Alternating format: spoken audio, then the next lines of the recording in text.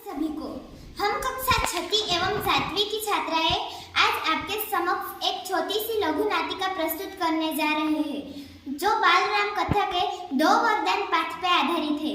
तो चलिए देखते हैं।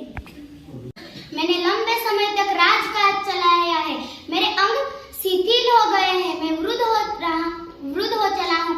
अगर आप लोगों की सहमति है तो मैं राम को युवराज का पद दे दिया जाएगा। इस पर आपका क्या विचार है?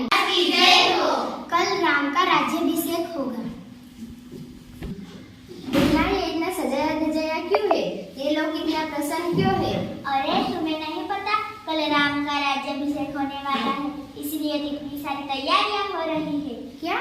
मैं भी जाकर रानी कैकेयी को बताती हूँ। उठो रानी कैकेयी, यह समय सोने का नहीं है, तुम्हारे ऊपर विपत्ति का पहाड़ टूटने वाला है। उठो। क्या हुआ मंजरा, तुम इतनी घबराई क्यों हो? सब कुशल है ना? कैसा कुशल, कैसा मंगल? सब अमंगल होने वाला है। तुम्हारे सुखों का अंत होने वाला है।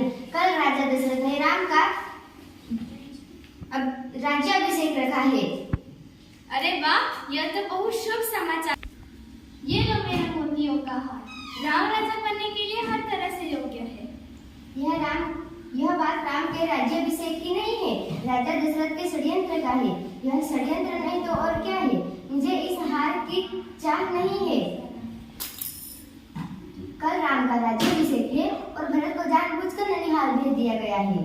मंथरा, राम के प्रति मेरा अगाध स्नेह है। वह मुझे माँ के समान मानते हैं और तुम्हें इसमें षड्यंत्र दिखाई देता है। इसमें कोई षड्यंत्र नहीं है। राज सर्वदा ज्येष्ठ पुत्रों को ही मिलता है। तुम बहुत भोली हो, नादान हो। दुख की जगह हमेशा तुम्हें प्रसन्नता ही होती है। समझो रानी, अगर राम राजा बन गए तो तुम कौशल्या की दासी और भरत राम के दास। क्या? ऐसा नहीं हो सकता, मैं दासी नहीं बन सकती।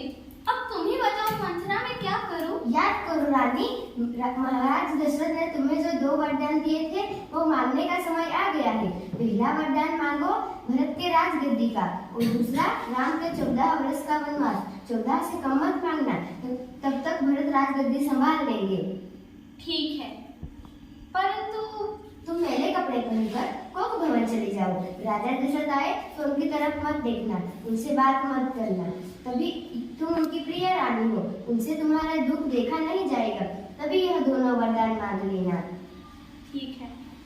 वह कोक भवन में चली जाती है। तभी थोड़ी ही देर में महाराज दशरथ महल में पधारते हैं। प्रहरी, क्या तुमने रानी कैकेयी को देखा? महाराज की जय हो। महाराज, रानी कैकेयी तो कोक भवन में चली गई। अच्छा, वो मुझसे नाराज है क्योंकि मैंने उसे बताया नहीं कि कल राम का राज्याभिषेक है। मैं उसे तो मना लूंगा। रानी कैकेयी, तुम्हें क्या हुआ? तुम्हें क्या दुख है? मुझे बताओ। तुम अस्वस्थ हो, राजवैद्य को बुला कर लाओ। तुम मेरी प्रिय रानी हो, तुम्हारी खुशी के लिए मैं कुछ भी कर सकता। बताओ तो सही, तुम्हें क्या हुआ है? तुम्हारी मैं हर इच्छा पूरी करूंगा। आप मुझे भी तो वरदान दीजिए जिसका संकल्प आपने वर्षों पहले रणभूमि में किया था।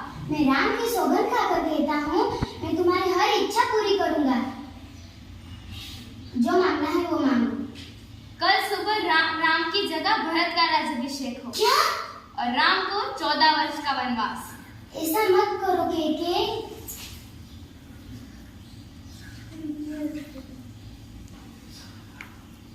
यदि आप मेरी इच्छा पूरी नहीं कर सकते तो यह राजकुल के अनादर है। यही मेरी बात तो मैं विष पीकर आत्महत्या कर लूंगी। यह कलंक आपके माथे होगा। कुछ और मांगो कैकेयी। तुम मुझे राम से दूर कर दोगी तो मैं जी नहीं सकता। ऐसा मत करो कैकेयी, ऐसा। हमने देखा कि किस तरह संगत का असर हम पर पड़ता है। मंथरा की कुटिल बुद्धि ने सारा घटनाक्रम बदल डाला। इससे हमें यह सीख मिलती है कि हमें सर्वदा अच्छे मित्रों के साथ रहना चाहिए।